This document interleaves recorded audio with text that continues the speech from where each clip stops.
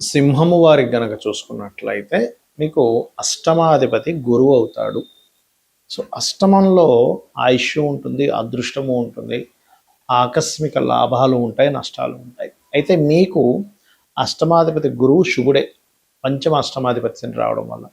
అయితే ఒక్కొక్కసారి ఈ శుభుడు పాప ఫలితాలు కూడా ఇస్తాడు, ఈ పాపి శుభ ఫలితాలు కూడా ఇస్తాడు. ఒక్కోసారి కొంత ఎవరికైనా అష్టమాధిపతి పాప అయితే అది మీకు ఎటువంటి ఫలితాలు ఇస్తాడు, ఎటువంటి విషయాల్లో జాగ్రత్తగా ఉండాలనే విషయాలు చెప్తుంది నేనైనప్పటికీ చెప్పిస్తుంది సాక్షాత్ లలితా అమ్మవారిగా భావిస్తూ ఆ లలితాంబిక అమ్మవారి యొక్క అనుగ్రహం మీకు పరిపూర్ణంగా కలగాలని మనస్ఫూర్తిగా కోరుకుంటూ ఇక్కడ ఈ గురువు అష్టమాధిపతి అయినందుకు చెప్పాలంటే గురువు అనుగ్రహం చక్కగా కలిగేటువంటి యోగం. ఎక్కడా గురువు కనుక మీకు పాడవ్వకపోతే గుర్తుపెట్టుకోండి, పాయింట్ నెంబర్ 1. ఇక రెండవది ఏంటంటే గురువు అయినందుకు సంతానానికి మంచి విద్యాయోగం ఇస్తాడు. గురువు పాడవకపోతే, నేను చెప్పేది పాడితే కాదండి, గురువు చాలా నీట్గా ఉన్నాడండి మా జన్మజాతకంలో, మంచి విద్యాయోగం సంతానానికి, సింహలగ్నంలో పుట్టినటువంటి వారికి. అదేవిధంగా గురువుల యొక్క అనుగ్రహం చక్కగా కలుగుతుంది, అందులో ఎటువంటి సందేహం లేదు. అదేవిధంగా మరొకటి ఏంటంటే ఇక్కడ కొన్ని మంత్ర సాధనల్లో రహస్యమైనటువంటి మంత్రాలు కూడా వీళ్ళకి అందుతాయి. కానీ ఇదే గురువు గనక పాడయ్యాడు అనుకోండి, మంచి గురువులు దొరకకపోవడం, గురువుల వల్లే ఇబ్బంది పడడం, ఎవరో గురువుని నమ్మి వెళ్ళామండి, ఆయనంతా ఖర్చు పెట్టించేశాడు, గోల్డెన్ లక్షలు ఖర్చు పెట్టించేశాడు, నేను చాలా ఇబ్బంది పడ్డామంటారు. ఏది మీ లగ్నానికి గురువు గనక పాడైతే. ఎందుకంటే అదృష్టం అనేటువంటిది మనకు కనబడకుండా ఉండేది అదృష్టం అంటాం, అందుకే దాన్ని అష్టమ స్థానంలో చూడాలి. కాబట్టి మీరు మంత్ర సాధన ద్వారా అదృష్టాన్ని పొందగలుగుతారు. పంచమాధిపత్యము అష్టమాధిపత్యం వచ్చింది కాబట్టి. సో మంత్రం చేయడం ద్వారా ఒక దేవతా మంత్రం తీసుకున్నారు, అమ్మవారికి తీసుకున్నారు, లలిత తీసుకున్నారు, ఖచ్చితంగా ఫలితం వస్తుంది. దత్తాత్రేయుడు ఆరాధన చేయడం, ఎందుకంటే పంచమాధిపతి గురువు కదా దత్తాత్రేయుడు, దక్షిణామూర్తి యొక్క ఆరాధన చేయడం వల్ల ఖచ్చితంగా 100% అదృష్టం అనేటువంటిది కలుగు తీరుతుంది, అందులో ఎటువంటి సందేహము లేదు. ఇక అదే విధంగా ఇక్కడ గమనించినట్లయితే ఈ అదృష్ట కారకుడు పాడయ్యాడు అనుకోండి, షేర్ మార్కెట్ల వల్ల ఇబ్బంది, స్నేహితుల వల్ల ఇబ్బంది, ప్రేమ వ్యవహారం వల్ల ఇబ్బంది, ధర్మబద్ధంగా లేనటువంటి స్నేహితుల వల్ల ఇబ్బంది. అంటే స్నేహితుడు ధర్మబద్ధంగా లేకపోవడం వల్ల ఏదో రూట్ చూపించేదో దీనిలో పెడితే బోల్డని డబ్బులు వస్తాయి, ఆకస్మికంగా డబ్బులు వస్తాయి. ఇవాళ రేపు మనం చూస్తూ ఉంటాం, లక్షిస్తే మీకు ప్రతి నెల 30,000 ఇస్తాం, 40,000 ఇస్తామని. ఎలా వస్తాయంటే వాళ్ళు ఏదో 100 లాజికల్ చెప్తారు, మనం నమ్మి నిజం అనుకొని డబ్బులు ఇస్తాం, వాటికి ఎటువంటి రాతకోతలు కానీ ఏమీ ఉండవు.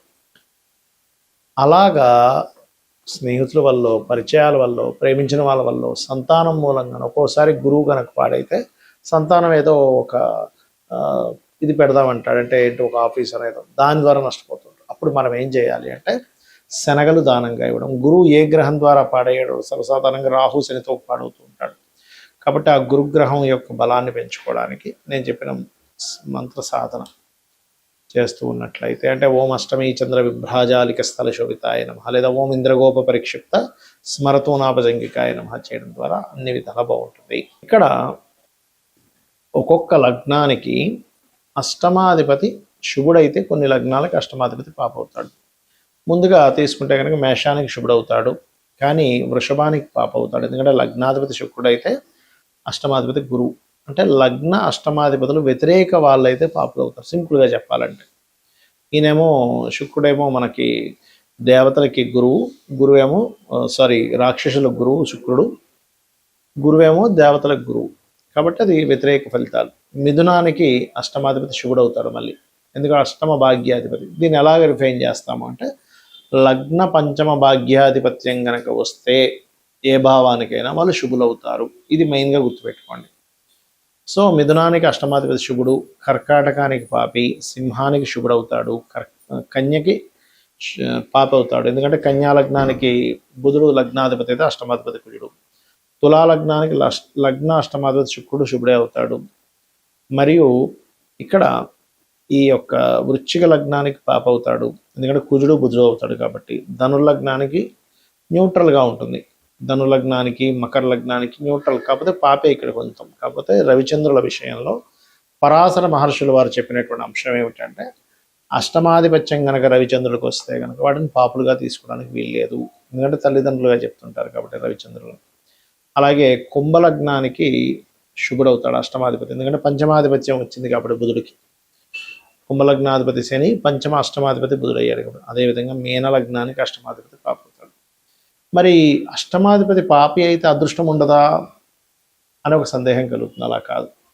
అష్టమాధిపతి ఏ రాసుల్లో ఉన్నాడు, ఆయన మీ లగ్నానికి శుభుడైనా పాపైనా కూడా శుభత్వాన్ని అధికంగా పొందితే ఆయన శుభత్వాన్ని ఇస్తాడు. పాపత్వం వచ్చినప్పటికీ, ఆధిపత్యం పాపాధిపత్యం వచ్చినప్పటికీ శుభ సంబంధమైన సంబంధాలు కలిగి ఉన్నప్పుడు ఆయన శుభ ఫలితాలు ఇస్తాడు.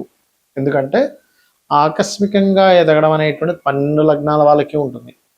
12 లగ్నాల్లో మనం మేషం నుంచి మీనం వరకు పుట్టిన వాళ్ళందరికీ కూడా ఆకస్మికంగా కలిసి వస్తుంది. అదే మేషం నుంచి మీనంలో పుట్టినటువంటి వాళ్ళలో మీకు శుభుడైన ఆకస్మికంగా నష్టపోయిన వాళ్ళు ఉంటారు. అంటే దీని అర్థం ఏమిటి? మీకు శుభుడే కానీ ఆయన నష్టం కలిగిస్తున్నాడా, లాభాన్ని కలిగిస్తున్నాడా? ఎలా అంటే ఒక వ్యాపారం నడుపుతున్నాం, ఆ వ్యాపారంలో తండ్రి కూర్చుంటాడు కౌంటర్ మీద, దాని తర్వాత కొంతసేపు అతనికి రెస్ట్ ఇవ్వడం కోసం కొడుకు వెళ్ళి కూర్చుంటాడు.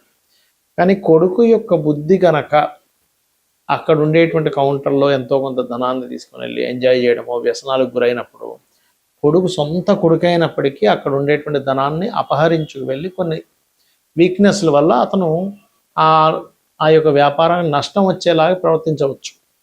ఎందుకు అంటే అక్కడ సొంత కొడుకే, అంటే లగ్నానికి శుభుడే అష్టమాధిపతి కనుక నష్టం కలిగించే బుద్ధి ఆ అధిపతికి పాడైపోయింది, ఆ అధిపతి పాడయ్యాడు. అలాగే ఇప్పుడు ఎవరైనా పని వ్యక్తిని మనం పెట్టుకున్నాం, ఉదాహరణకు ఒక అసిస్టెంట్ని పెట్టుకున్నాం, అసిస్టెంట్ చాలా నిజాయితీ పరుడు అనుకోండి, వాడు రూపాయి ముట్టుకోడు పాప అయినప్పటికంటే దీని అర్థం ఏమిటి? సొంత వాళ్ళైనా బుద్ధి పాడైతే ఇబ్బందినిస్తుంది, బయట వాళ్ళైనా వాడు బుద్ధి పాడవకపోతే వాడు మంచి చేస్తాడు. అలాగే గ్రహం కూడా మీ లగ్నానికి శుభుడైనా పాపైనా అష్టమాధిపతి బాగున్నాడో లేదో చెక్ చేసుకోవాలి. ఆ బాగుండడం బాగోపోవడం ఎలా చెక్ చేయాలి అంటే, పాపకత్తెరలో ఉన్నాడా, పాపగ్రహాలతో కలిసి ఉన్నాడా, పాపగ్రహంతో వీక్షిస్తున్నాడా, దాని పోర్ట్ఫోలియో పాడైందా, అది ఉండే నక్షత్రం పాడైందా, బాగుందా చూసుకోవాలి.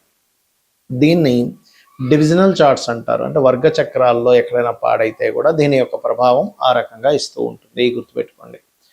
అదేవిధంగా మరొక విషయం ఏంటంటే, ఇక్కడ గమనించినట్లయితే వీటితో పాటు అష్టమ స్థానంలో మీ లగ్నానికి శుభుడైనటువంటిది ఏదైనా గ్రహం వచ్చి కూర్చున్నా అష్టమం బాగుపడ్డట్టే. ఇవి రూల్స్. అయితే అష్టమం అనేటువంటిది అదృష్టము, మీ యొక్క పూర్వజన్మ పుణ్యాన్ని విత్డ్రాల్ చేసుకునేటువంటి స్థానం అష్టమం. 9వ భావం మనం భాగ్యభావం అంటాం, భాగ్యాన్ని విత్డ్రాల్ చేసుకునేది అష్టమం. కాబట్టి ఎవరైనా రాజకీయాల్లో బాగా రాణించాలన్నా, లేకపోతే లాటరీ కొట్టామండి అంటూ ఉంటారు, లాటరీ కొట్టాలన్నా, ఒక నిధి దొరికిందండి అనాలన్నా, వీటన్నిటికీ కూడా అష్టమమే ముఖ్య కారణము. అందుకని మీరు పూజ చేస్తున్నామండి ఫలితం రాలేదు, అష్టమం పాడైంది, అక్కడ భాగ్యంతో పాటు అష్టమం కూడా పాడవుతుంది, పంచమం పాడవుతుంది. కొంతమంది కాన్సన్ట్రేషన్ ఎందుకు చేయలేరంటే అది కారణం. కాబట్టి మీరు ఏం చేయాలంటే అష్టమీ చంద్ర విభ్రాజ అలికస్థల శోభితాయే నమః, ఈ మంత్రము కూడా మీకు అద్భుతంగా పనిచేస్తుంది. అదృష్టం అనేది లేకపోతే ఎలా ఉంటుందంటే దగ్గర దాకా వెళ్ళి మిస్ అవుతుంది. చూడండి, కొన్ని మనం సినిమాల్లో చూస్తూ ఉంటాం, సినిమా హీరోల్లో కూడా చూడండి, ఏ బ్యాక్గ్రౌండ్ లేదండి కానీ వచ్చేసి హిట్ అయిపోయి పెద్ద హీరో అయిపోయాడండి అంటూ ఉంటాం. పెద్ద బ్యాక్గ్రౌండ్ ఉంది, తండ్రి చిన్నాన్నలు అందరూ డైరెక్టర్లు ప్రొడ్యూసర్లు ఉండి కూడా సక్సెస్ అవ్వలేకపోతుంటారు. దాన్ని అదృష్టం అంటాం. అసలు ఎప్పుడూ కొననటువంటి వ్యక్తి ఎప్పుడూ లాటరీ కొంటే టక్కన వాడికి కలిసి వస్తుంది.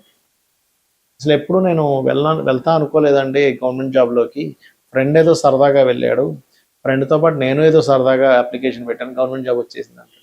అలా కాకుండా మరి కొంతమంది కొన్ని సంవత్సరాల తరబడి పాపం ఎంతో కష్టపడితే కానీ రాదు కొంతమందికి, దీన్నే అదృష్టం అంటారు. ఆ అదృష్టం అనేది పంచమ లాభ భాగ్యాలతో పాటు అష్టమ స్థానం కూడా సంబంధం కలిగి ఉంటుంది, బికాజ్ ఆఫ్ పూర్వజన్మ పుణ్యం విత్డ్రాల్ ప్లేస్ కాబట్టి నేను ఇందాక చెప్పినటువంటి ఓం అష్టమి చంద్ర విభ్రాజాలిక స్థల శోభితాయ నమః మంత్రం చేసుకోవడం.